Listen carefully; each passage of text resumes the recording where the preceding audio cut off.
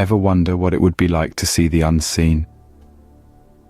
Imagine a world where the invisible becomes visible, where the unheard becomes heard, where the mysteries of the unknown become familiar. This is the world of a young boy, a boy with an extraordinary gift. A gift that allows him to see and interact with the unseen, the supernatural world. This is no ordinary boy.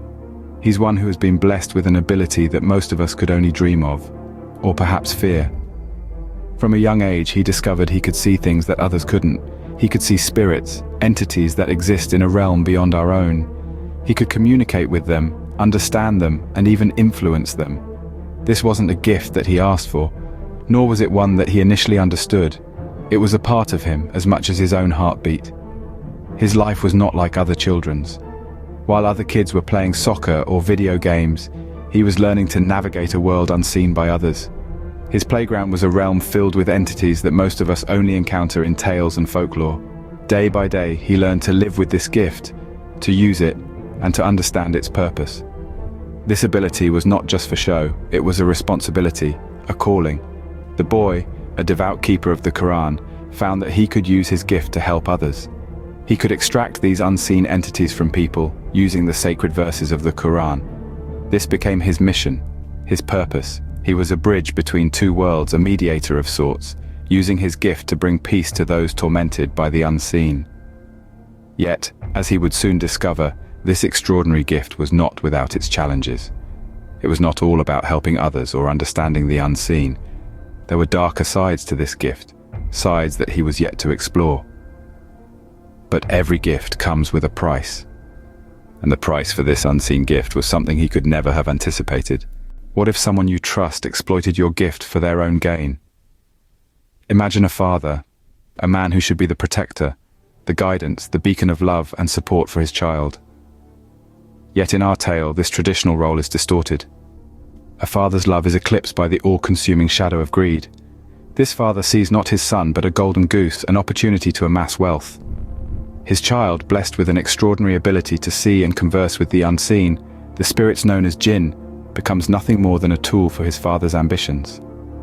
The boy, a devout memorizer of the Holy Quran, uses the sacred words to expel these spirits from people. A noble act, a divine service, turned into a commercial enterprise by a father's greed.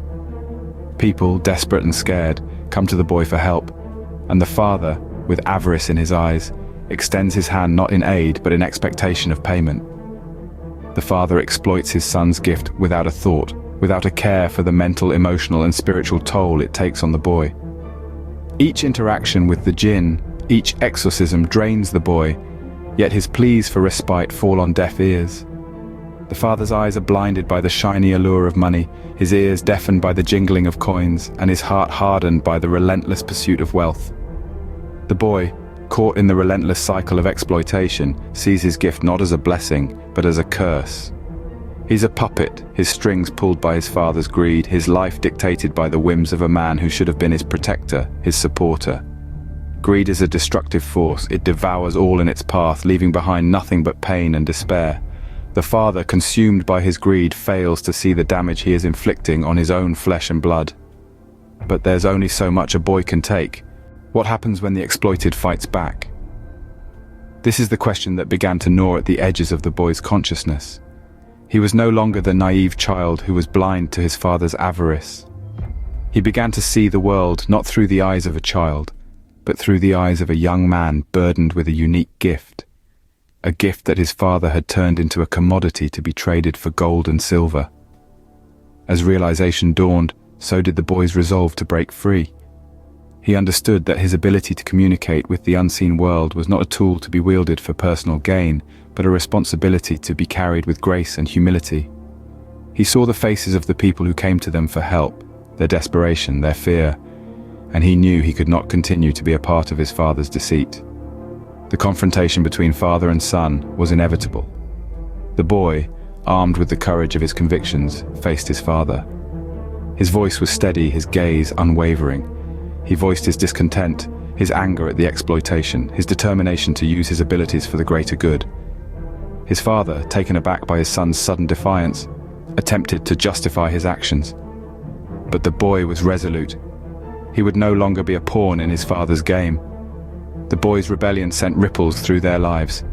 His father's greed had been exposed, and the boy had taken his first steps towards reclaiming his gift. He was no longer the exploited, but the rebel.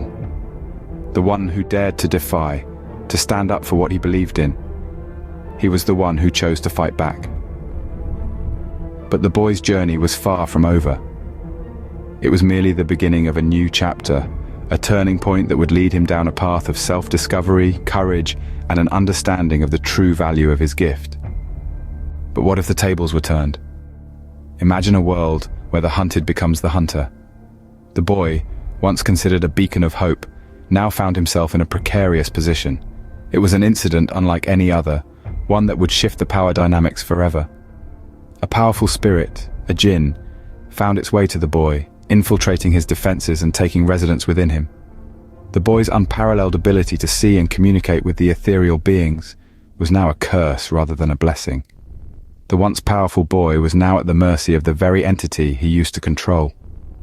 His father's greed had come full circle, and the consequences were dire. This was not just a simple role reversal, it was a catastrophic unraveling of the world as they knew it. The hunter was now the hunted, the savior now the one in need. Now it was the boy who needed saving. Sometimes the hardest lessons are the most valuable. As we journeyed with the boy, we've seen him grapple with a unique gift, a connection to a world unseen by others.